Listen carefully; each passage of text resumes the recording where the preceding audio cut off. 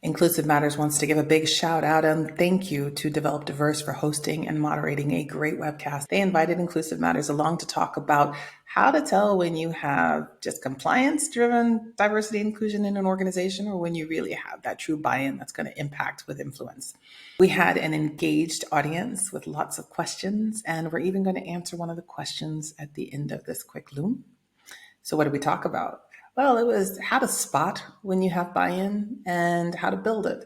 And we did that from 4 different vantage points of an individual who will crush it in their work. And as they're doing it, they know they're adding value because they're providing diverse perspectives and ways of working, new ways of working. And then when they get the results from their work, they're able to highlight those in their performance reviews and then say, hey, by the way, that's an act of inclusion. That's building diversity in our organization. We want more of that, right? Mm-hmm. Another way is to reposition the influencers who are talking about diversity and inclusion in the organization. It could be anyone from a D&I lead to a champion to a person who has a role in D&I. Oftentimes they are put in levels that are not gaining access and accessibility and time of the senior leadership team. So you have a whole group of people that don't hear the messaging and feel the influence that this person or people are actually providing to the rest of the organization. That has to change if you need to build buy-in. Thirdly, it's understanding how ready the senior leadership team is to take on diversity and inclusion.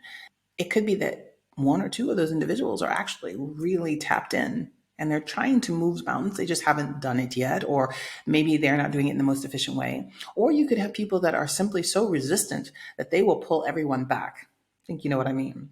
But that dynamic, that's what needs to be assessed. And that's what Extra Inclusive Matters will do in order to make sure that the next step fits with the readiness of this team. And the next step would be this. This is a framework for building a roadmap or a strategy of diversity and inclusion in an organization. And these are the 4 areas or the 5 areas that are very important, and we go very deeply into them. But it shows you that it is a way to build buy-in when you have something that is cohesive and gives you a structured way to move forward with diversity and inclusion. So then back to the question that came from the audience member, Maria, who said, what about EU's GDPR compliance rules? How does that fit into the D&I space? It shows you in the framework that one of the areas is around the metrics, the data. Falls into that space. And depending on how a leadership team is in terms of their readiness for D&I, how we approach their strategy could fall into the metrics, where they go deeper into that space.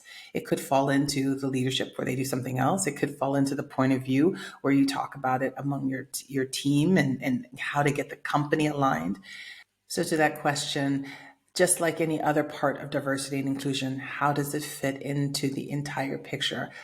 How does this connect the company's D&I ambitions to their results, the outcome? What are we showing that's going to be measurable, sustainable, and a win-win for everyone involved?